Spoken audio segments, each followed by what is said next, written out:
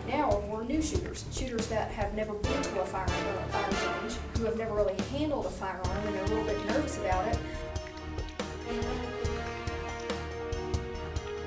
If you grip that gun with authority like you mean to do business with it as soon as you touch it, it communicates a message. It also puts things in the right place so that as soon as both hands are involved and it's lined up with your sights, you're ready to just take a shot.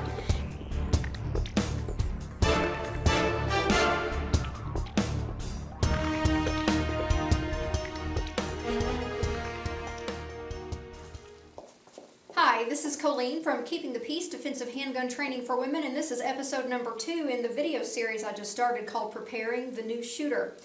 If you're already familiar with the series, you've probably already seen episode 1, which was about gun safety and keeping the mind engaged anytime you're within arm's reach of a firearm.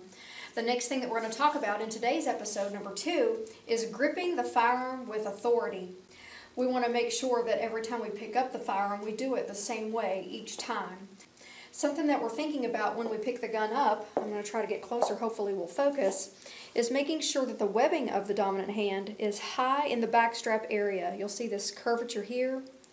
We want to make sure that that webbing is high in the backstrap area, as high as possible without going up over the tang and putting myself in a position where I might receive a slide bite.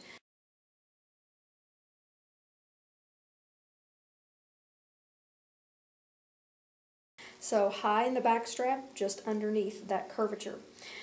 The trigger finger is going to lay right alongside the frame until, of course, I've got my sights on the target and I'm ready to shoot. I'm going to make sure that the knuckle of my second finger is directly underneath the trigger guard. I should be able to maintain an alignment with the bone structure of my arm directly behind the gun. And you'll want to test the gun and make sure you can reach the trigger face without having to shift your hand around this way, which puts the gun at an angle to your arm and will cause your wrist to bend under recoil, and it'll cause recoil to go into the thumb rather than being distributed back into the bone structure of the arm and into the shoulder and back.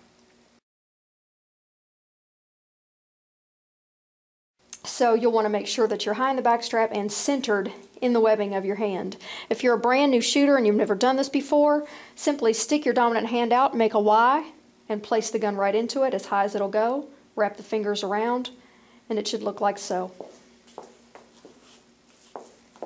Okay, you'll notice that on this side of the gun, the thumb of my dominant hand is high.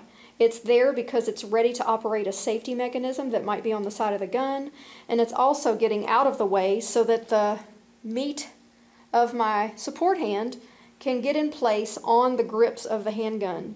I don't want any air pockets between my hands and the gun so that the gun's not able to walk around under fire or under recoil. I want to make sure I have good hand-to-gun contact all the way around. So this is where this area of my thumb is going to lay right alongside the grip frame.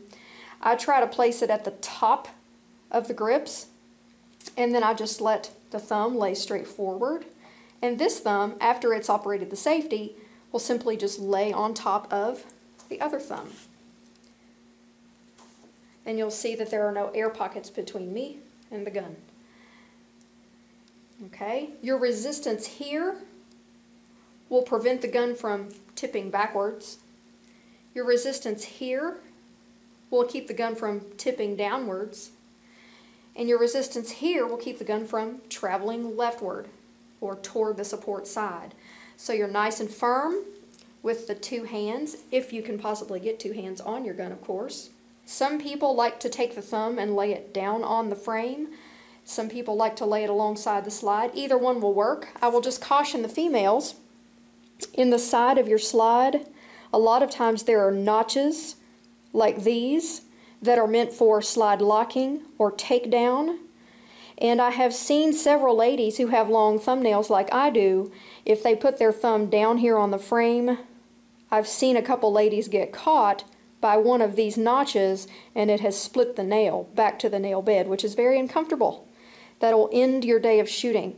I like to put mine directly above the notches, right alongside the slide. The slide's very smooth, it moves back and forth under my hand and I don't even feel it.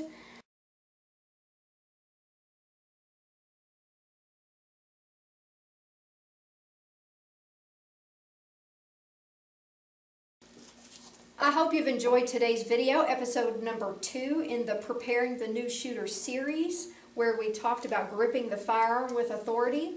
I'll look forward to seeing you in episode 3 of this same series, where we'll be talking about a stable fighting platform. We'll talk about that in the next episode. I look forward to seeing you then. I hope you're having a wonderful day, and God bless.